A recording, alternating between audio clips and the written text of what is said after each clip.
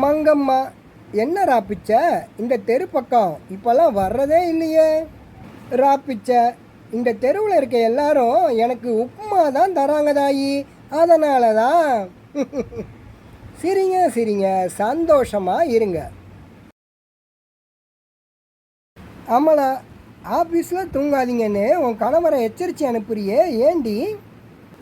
விமலா, தூங்கினா இவருக்கு வர வேண்டிய லஞ்ச பணத்தை பக்கத்து சேரில் உட்காந்துருக்கிறவரும் வாங்கிக்கிறாராண்டி, அதனால தான்.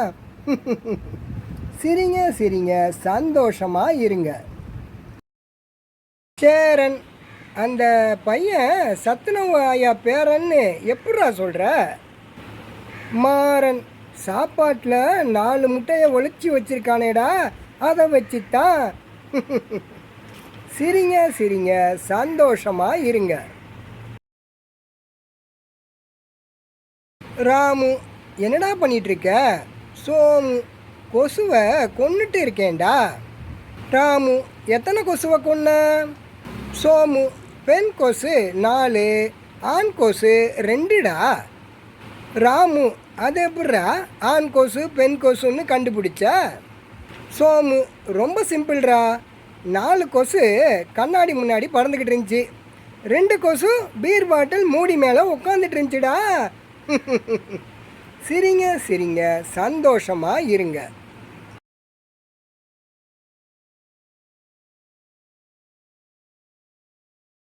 அப்பா, நேற்று ராத்திரி பரீட்சைக்கு படித்தேன்னு சொல்கிற, ஆனால் உன் ரூமில் லைட்டே எரியலையேடா.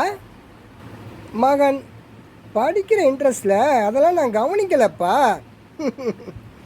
சிரிங்க சிரிங்க, சந்தோஷமாக இருங்க.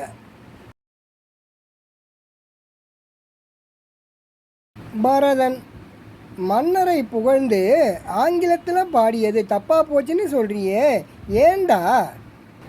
வரதன், சரக்கு அடிச்சுட்டு பாடுறேன்னு தப்பாக நினச்சிக்கிட்டு ஊறுகாய் பாட்டில் பரிசாக தந்துட்டாருடா, அதனால தான். சிரிங்க சிரிங்க, சந்தோஷமாக இருங்க. ஆர்யா, உன் மனைவி தான் படிக்கவே இல்லையே, அப்புறம் எப்படிடா உன்னை இங்கிலீஷில் இப்படி அழகாக திட்டுறாங்க? சூர்யா, ஃப்ரிட்ஜில் கோக்குன்னு நினச்சி நான் ஒழிச்சு வச்சிருந்த பீரை எடுத்து குடிச்சிட்டாடா, அதனால தான். சிரிங்க சிரிங்க, சந்தோஷமாக இருங்க. பாகுபலி, உன்னை எதுக்குடா உன் பொண்டாட்டி விளக்க மாத்தாலேயே அடிச்சுது?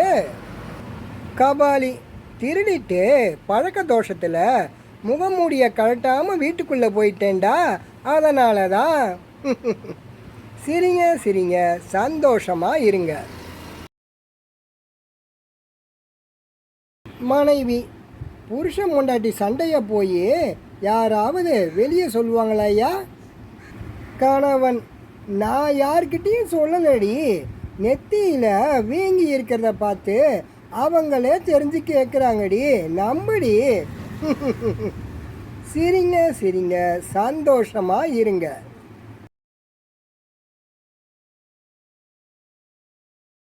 நீதிபதி, கபாலி, இது வரைக்கும் 4 தடவை ஏடிஎம் மிஷினை உடச்சி பணம் எடுத்திருக்க, இதை நீ ஒத்துக்கிறியா?